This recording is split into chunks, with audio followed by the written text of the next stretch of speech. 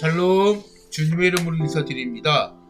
기독교 최대 절기인 부활절에 있는 4월입니다. 사망 권세 이기시고 부활하신 주님을 찬양합니다. 4월부터 요나서 말씀을 연속해서 함께 나누고자 합니다. 요나서 말씀을 통해서 하나님의 사랑을 발견하기 원합니다. 요나서 1장은 요나가 하나님의 부르심을 피하고 도망치려다 큰 풍랑을 만나게 되는 사건을 다루고 있습니다. 그러면 요나서 1장을 5단락으로 나누어 살펴보도록 하겠습니다. 첫 번째, 하나님의 명령을 받는 요나입니다. 1절과 2절입니다. 여호와의 말씀이 아미떼 아들 요나에게 임하니라. 이르시되 너는 일어나 저 큰 성읍 니느웨로 가서 그것을 향해 외치라. 그 악독이 내 앞에 상달되었음이니라 하시니라. 아멘. 하나님은 요나에게 니느웨로 가서 회개의 메시지를 전하라고 하십니다. 그러면 먼저 니느웨에 대해 잠깐 알아보겠습니다. 니느웨는 티그리스강 동편, 오늘날의 모술 맞은편에 위치한 고대 도시로서 주전 8세기 말엽에 아수르의 사네립에 의해 수도가 되었던 고대 근동의 정치, 경제, 문화의 중심지였습니다. 니느웨는 하나님과 그분의 백성들의 대적이며 사탄의 하수임을 상징합니다. 니느웨는 이스라엘의 원수 같은 도시였기 때문에 요나는 이 명령을 받아들이기 힘들었습니다. 2절 말씀에 일어나 저 큰 성읍 니느웨로 가서 그것을 향해 외치라 라고 명령받았습니다. 1절과 2절 구절을 통해서 우리가 숙지해야 할 것이 있습니다. 우리는 하나님의 명령을 전달하는 자입니다. 눈에 보이는 현상만을 보고 판단해서는 안 된다는 것입니다. 지금 요나의 눈에는 타락했고 도저히 구제불능의 모습으로 보였겠지만 하나님의 명령을 따라야만 합니다. 두 번째, 도망치는 요나입니다. 3절입니다. 그러나 요나가 여호와의 얼굴을 피하려고 일어나 다시스로 도망하여 욥바로 내려갔더니 마침 다시스로 가는 배를 만난지라. 여호와의 얼굴을 피하여 그들과 함께 다시스로 가려고 뱃삭을 주고 배에 올랐더라. 아멘. 이 구절을 읽으면서 무엇을 느끼십니까? 우리는 죄를 지으면, 아니 하나님 말씀에 불순종하면 하나님께 멀리 도망치려는 죄성이 있습니다. 초신자에게서는 절대 일어나지 않는 행동입니다. 도망치는 것은 교회를 다니거나 교회에서 직분자들에게 나타나는 현상입니다. 저는 이 행동을 영적인 거만의 모습이라고 말하고 싶습니다. 요나는 반대로 다시스로 도망치려 합니다. 이는 지리적으로 하나님 뜻에서 가장 먼 방향이었습니다. 요나는 하나님의 뜻을 회피하며 자기 생각대로 살고 싶었던 것입니다. 바로 우리들의 모습이 아닌가요? 세 번째, 4절과 6절 말씀을 보겠습니다. 여호와께서 큰 바람을 바다 위에 내리시며 바다 가운데서 큰 폭풍이 일어나 배가 거의 깨지게 된지라. 사공들이 두려워하여 각각 자기의 신을 부르고 또 배를 가볍게 하려고 그 가운데 물건들을 바다에 던지니라. 그러나 요나는 배 밑층에 내려가서 누워 깊이 잠들지라. 선장이 그에게 가서 이르되 자는 자여 어찌함이냐? 일어나서 내 하나님께 가서 구하라. 혹시 하나님이 우리를 생각하사 망하지 아니하게 하시리라 하니라. 하나님은 결코 바라만 보고 계시지 않는다는 것입니다. 하나님의 일은 하나님이 하십니다. 살아가는 다니엘 가족 여러분, 우리가 가진 신앙적인 경험, 믿음의 연수를 하나님 앞에 자랑하지 마시길 바랍니다. 4절과 6절에서 하나님이 개입하십니다. 하나님은 큰 폭풍을 내리십니다. 이는 요나를 깨우기 위한 사랑의 경고입니다. 믿지 않는 선장을 통해 하나님의 개입을 인정하게 되고 요나에게 깨어나 기도하라고 촉구합니다. 아이러니하게도 이방인이 선지자에게 믿음을 촉구하고 있습니다. 네 번째입니다. 자기의 책임을 인정하는 요나입니다. 7절과 12절 말씀을 보겠습니다. 그들이 서로 이르되 자 우리가 제비를 뽑아 이 재앙이 누구로 말미암아 우리에게 임하였나 알아보자 하고 곧 제비를 뽑으니 제비가 요나에게 뽑힌지라. 무리가 그에게 이르되 정하건대 이 재앙이 누구 때문에 우리에게 임하였는가 말하라.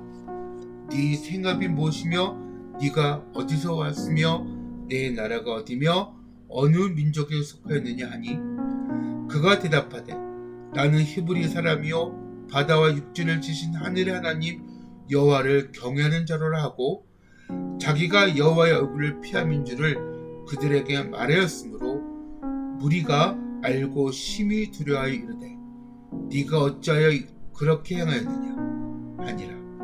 바다가 점점 흉흉한지라. 무리가 그에게 이르되 우리가 너를 어떻게 하여 바다가 우리를 위하여 잔잔하겠느냐 하니 그가 대답하되 나를 들어 바다에 던지라. 그리하면 바다가 너를 위하여 잔잔하리라. 너희가 이 큰 폭풍을 만난 것이 나 때문인 줄을 내가 아노라 하니라. 아멘. 요나도 뒤늦게 깨닫습니다. 자기의 잘못으로 인해 하나님이 내리시는 폭풍을 하는 것을 말입니다. 제비뽑기를 통해 요나가 이 재난의 원인임이 드러났습니다. 요나는 책임을 회피하지 않고 자신을 바다에 던지라고 말합니다. 요나의 심정이 어땠을까요? 아마도 이랬을 것 같습니다. 처음부터 순종했으면 좋았을 걸 하는 생각이 들었겠습니다. 요나는 더 도망가지 않고 회개의 모습을 보여줍니다. 선지자의 모습을 보여주고 있습니다. 비로소 요나는 처음으로 하나님의 뜻을 바라보기 시작합니다. 마지막으로 13절부터 17절 말씀을 보겠습니다. 그러나 그 사람들이 힘써 노를 저어 배를 육지로 돌리고자 하다가 바다가 그들을 향하여 점점 더 흉흉함으로 능히 못한지라.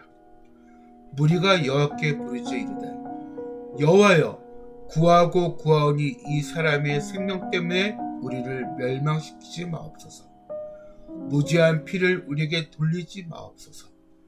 주 여호와께서는 주의 뜻대로 행하심이니이다 하고 요나를 들어 바다에 던짐에 바다가 뛰노는 것이 곧 그친지라.